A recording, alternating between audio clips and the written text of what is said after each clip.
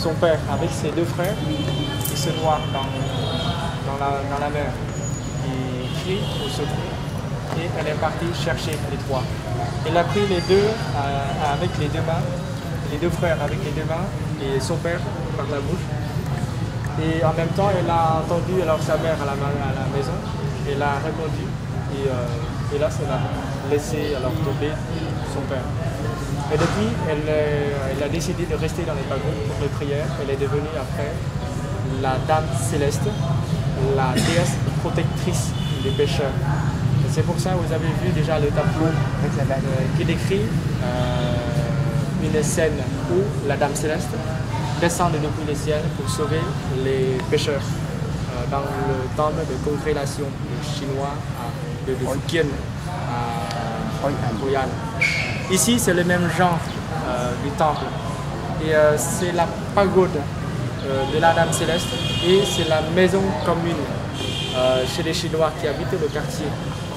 Chaque quartier, en général, chaque quartier, il y a une pagode comme ça.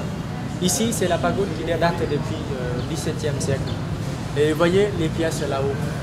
Comme vous savez, les Chinois sont très forts dans la fabrique de céramique. Ces morceaux de céramique ont été fabriqués en Chine.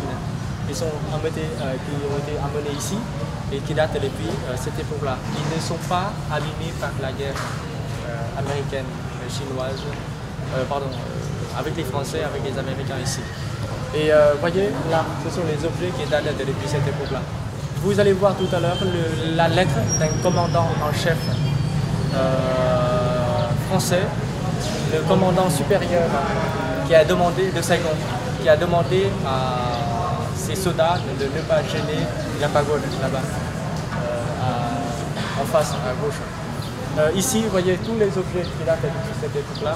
Ici, ceux qui sont précieux, ce sont des objets, des personnages en céramique qui datent depuis le XVIIe, XVIIIe, XIXe siècle. Vous voyez, qui restent toujours en bon état, que l'on nettoie chaque année. Et, alors que ce sont des personnages, ce sont ils décrivent alors les gens, les Chinois décrivaient alors les activités culturelles, la danse et alors la vie quotidienne des Chinois de cette région-là quand ils sont partis depuis la Chine jusqu'ici. Et vous allez voir aussi les deux danses alors typiques chez les Chinois dans les quartiers chinois aussi.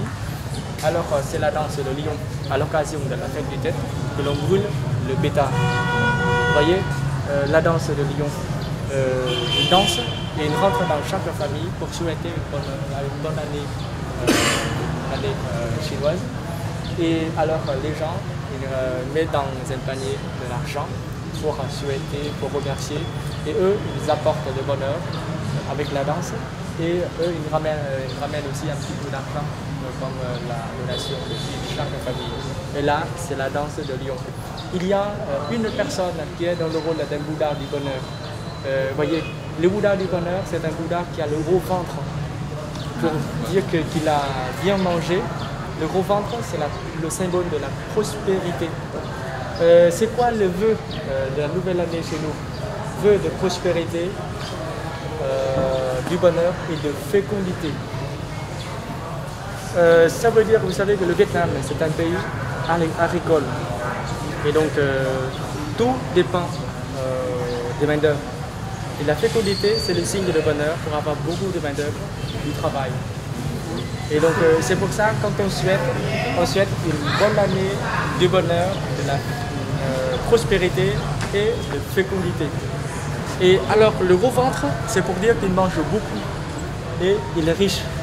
Et c'est pour ça, quand on voit les Bouddhas, on caresse le ventre du Bouddha ou la tête du Bouddha. Et il y a parce que ça, c'est plutôt dans le bouddhisme du grand véhicule. Le bouddhisme du grand véhicule, il y a beaucoup de Bouddhas.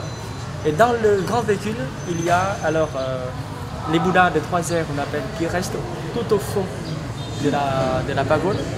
On appelle les Bouddhas de 3 airs ou les Bouddhas de 3 temps. Le passé, le présent et le futur. On a après le Bouddha créateur, le Bouddha qui s'occupe des gens. Il y a un autre Bouddha, c'est la femme, c'est la Bouddha femme. c'est seulement au Vietnam que l'on a le Bouddha femme qui s'appelle Sakyamuni. Comme je vous ai dit tout à l'heure, c'est une influence de Shiva et dans l'hindouisme du centre du Vietnam. Et c'est le Bouddha qui a 4 faces, 4 têtes, plusieurs bras. Et là, c'est une influence de shivaïste. C'est une branche pratiquée au Vietnam, au centre du Vietnam par les Cham, une ethnie minoritaire au Vietnam. Et encore, pour vous parler un peu du Bouddha, de prospérité, du bonheur, le beau sourire, c'est pour dire ça, c'est le bonheur. Les grandes oreilles, c'est pour écouter toutes les prières. Et c'est pour ça, quand on a le Bouddha du bonheur, toujours, vous voyez, devant le bus, on a le Bouddha du bonheur pour caresser sur le ventre. Alors, à votre droite, là, c'est la danse du lion. Voilà, la danse du lion et la danse du lion, la danse du dragon et la danse du lion, c'est surtout à la fête du Tết, la fête des Nouvel An chinoises, et aussi, c'est interprété aussi à l'ouverture du magasin. C'est-à-dire, il y a un magasin ou une entreprise, une société qui est ouverte, la cérémonie d'ouverture. On invite alors l'équipe des danseurs qui met l'ambiance, qui souhaite la prospérité pour l'entreprise. Et c'est pour ça, parfois, on voit la danse comme ça le matin ou l'après-midi. C'est l'ouverture des entreprises. On a vu beaucoup comme ça dans la ville ici. Alors, il y a une autre chose qui est très importante.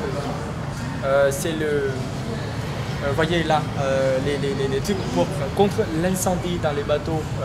Parce que vous savez, les Chinois, quand ils sont partis depuis la Chine, ils sont partis avec les bateaux en bois.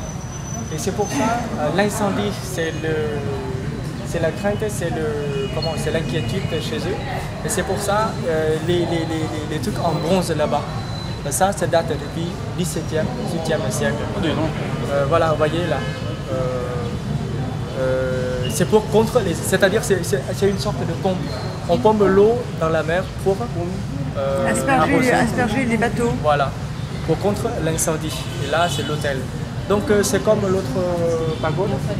Les bateaux des dansants là-bas, ça, on brûle les bateaux des dansants, les serpentins dansants, vous allez voir tout à l'heure. On brûle et accroché au-dessus, c'est les papiers rouges ou jaunes.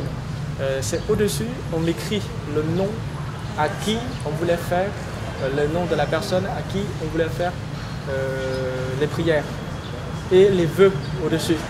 Et après, on brûle ou on colle là-bas. Vous voyez? Et des fois, il y a des gens qui donnent la donation et qui donnent de l'argent et qui achètent de l'huile là-bas, vous allez voir tout à l'heure. Il y a certains qui viennent brûler les bateaux des dansants, ils achètent de l'huile, ils l'arrosent sur les lampes, les lampes à pétrole, c'est à l'huile là-bas toujours. Et il y a un qui tape sur le tambour et la cloche, et il y a d'autres qui arrosent. Et c'est comme une façon que l'on est en train d'arroser, d'offrir de l'argent, et là aussi. Vous voyez, c'est bien. Donc vous êtes libre pour 5 minutes pour photographier.